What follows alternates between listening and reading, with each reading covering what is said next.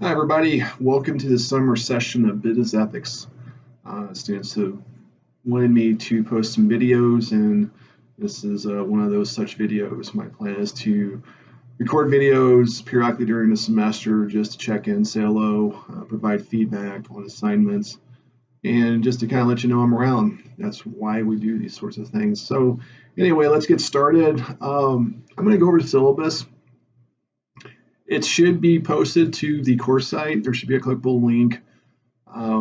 My plan is to have that in PDF form, if not by the time you get this video, shortly thereafter. It's kind of a living document. At some point, I decide to post into PDF format and make it official. So this is Business Ethics. You'll be taking this course starting on June 5th, and it will run till July 28th. That's a Friday. So it's an 8-week course. Obviously, this is online. Best way to contact me would be through email. If it's a question or topic of a nature that needs a little more interactivity, I can also be reached through Skype. As most of the time this summer, I will be working from home. I don't teach on campus. All of our summer courses here are offered online during the summer. I generally am pretty responsive with emails. If you've had me in courses before, I expect a response in 24 hours. On weekends, I don't guarantee that response, but I do check my email periodically on the weekends also. So why are we taking ethics? I think if you follow current events, if you follow the news, you've seen where companies have misfired when it comes to ethics issues. Ethics disasters, sometimes, as we call them. I think the most recent case that comes to mind is United Airlines. That was a good example of a practice that was technically legal, but questionably ethical. And despite whether you feel it's ethical or not ethical to remove passengers when you're overbooked, despite their refusal, there's a price to be paid if you're a company. Perception is 90% of reality. And in this day and age of social media, I think United learned pretty quickly what happens when you don't respond to an issue in the correct manner, taking ownership of that issue, apologizing for what happened, because you can debate all you want to, but again, perception is 90% of reality, and they lost business because of what happened on that flight. If you're not familiar with that case, just type in United Airlines passenger. So we'll talk about cases in different types of industries. I have a finance background, so you may see me make reference to the Wells Fargo fraudulent accounts case. That's a topic that I know pretty well because I know people who work at Wells Fargo, and I happen to spend 9 years there working in a different business line for them. And that was a case that I followed in our classroom section, followed quite intently during the fall and spring. There are still lawsuits pending with that case. So there is a business case to being ethical. It's good for business. It's good for shareholder value. So among other virtues of ethics in the business workplace. So I'm going to skip over the learning outcomes. You can read those on your own. Those are requirements of the university, and we will follow those themes in the course. The textbook, let me find that here real quick. This is your textbook, Business and Society by Lawrence and Weber, 15th edition. Make sure you have the correct edition because they always change the cases. It's beyond my control. I wish we could use an older edition, but as such as life in the publishing industry, they force us to go with the newest edition. That's available at the UMC bookstore, also available at various third-party retailers without tallying them by name. One corresponds to a river somewhere. Okay. First thing I want you to do, obviously, is to review the syllabus link, look at the course, sort of the proverbial kick the tires. Let me know if you have questions. Email me with those questions sooner than later, because with the summer course, everything goes double speed just because the term is 8 weeks and not 16 weeks. If you have 2 courses this summer, that's probably 6 credits, which is like 12 during the fall and spring. If you have 3 courses, that's like 18 credits. So key to success in the summertime is get at it that Monday. So read the syllabus, navigate the site, let me know if you have questions. As with most of our courses here, we have the class introduction. Do that, get to know your classmates. The rest of the assignments in the course are small in number, but don't let that fool you in terms of complexity and expectations for quality. Some courses here at UMC have lots of assignments. They're the 10-point variety. This course is not like that course. The only 10-point quick assignment you have is your introduction. Each unit, there are 4 units in the course, has a short case discussion and a long case study that will be prepared as a regular assignment.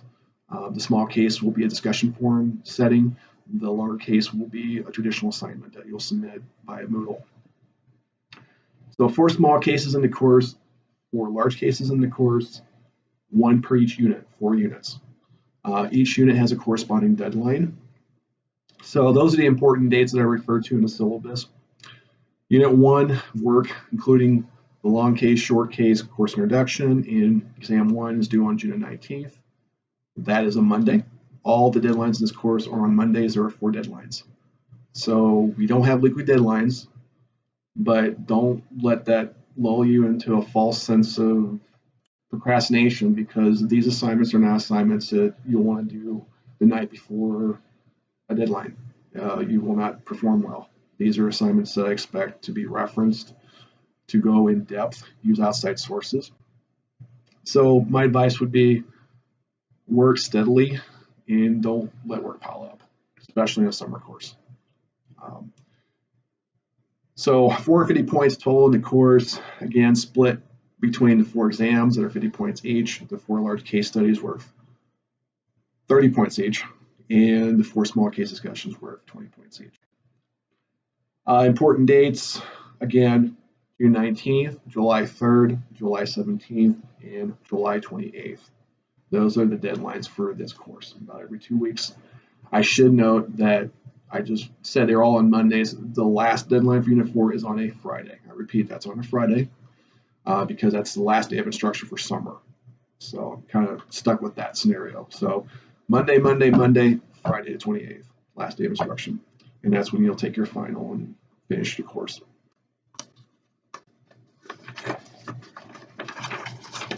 Grading scale, I use the typical plus minus format. If you have questions about that, let me know. I use the same format that's advocated by the university. Anything else I want to cover in the syllabus?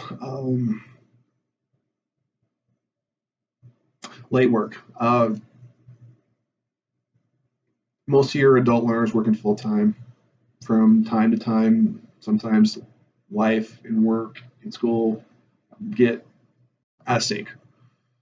I view courses in this manner coming from industry. Just for hypothetical sake, I sort of assume the role of vice president, and you all are my project managers. The assignments in this course represent projects, so to speak. So as a vice president, I want to know if a project can't be completed on time by that individual. Because in the real world, we would take steps to keep that project on track. We would bring somebody else in to help out, but we can't do that because this is classwork. But I need to know before the deadline if an assignment's going to be submitted late. At that point, I am very willing to work with you. After the deadline, there is a penalty policy in the syllabus. Read it very carefully. The key thing is to communicate, whether it's me communicating with you about expectations or you as a student communicating with me about issues that prevent you from completing work on time. My ultimate goal is for each and every one of you to be successful in this course. So within reason, it can be flexible when it comes to deadlines and stuff. But please let me know ahead of time when issues present themselves. Anything else on here? Most of the remaining stuff in the syllabus is basically the standard statements that we're required to post. They're very important statements. Read those carefully. I'm not going to go through each of them just because of the fact that many of you are upper division students and you've seen these before. So I'm at about 10 minutes on this video. Sometimes I tend to ramble. Might be better taking this course online. I don't know. Ask my classroom students. But if you have questions, again, I can't emphasize, ask me those questions soon. Earlier the better, because I don't want work to pile up, especially in a summer term course. I think that's about all I have for you today. I expect to post an overview for you all at the beginning of each unit. So look for that. And I also use the Moodle mail. You will get emails from me regarding feedback, regarding stuff like, hey, I got your cases graded, take a look, ask me questions if you have them. So anyway, I hope all is well. Best of luck with this course, and we'll go from there.